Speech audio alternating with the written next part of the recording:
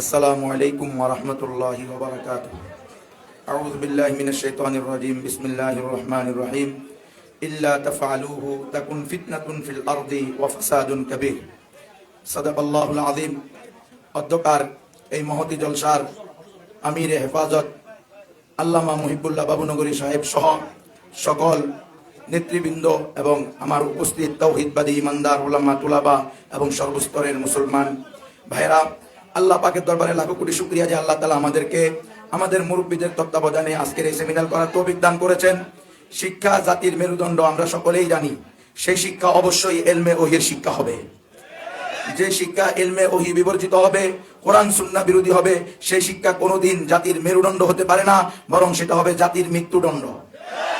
এজন্য school college সরকারি মাদ্রাসা নয়, শুধু আমাদের কওমি মাদ্রাসার শিক্ষা সিলেবাসের মধ্যেও যদি কোনো শকুনের নজর পড়ে, এই দেশের তাওহীদি জনতা ওই শকুনের চক্ষু তুলে ফেলবে ইনশাআল্লাহ। আমি আপনাদের কাছে এর পূর্বেও সারা দেশব্যাপী আলোচনা করেছি শিক্ষা নিয়ে কি ষড়যন্ত্র চলতেছে আপনারা জানেন। সেই এনজিওদের থেকে নিয়ে আজকে এখন পর্যন্ত বিভিন্ন ধরনের ষড়যন্ত্রে আমরা লিপ্ত আছি।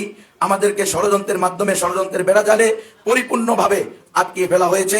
এখান থেকে বের হওয়ার একমাত্র রাস্তা আমাদেরকে নববী আদর্শকে আঁকড়িয়ে ধরতে হবে। ওই ইমাম মালিক রহমতুল্লাহ আলাইহির ঐতিহাসিক ভাষণ আমাদেরকে মনে রাখতে হবে, লা ইয়াসলুহা আখিরু হাযিহিল উম্মতি ইল্লা বিমা সালুহা বিহি আউয়ালুহা।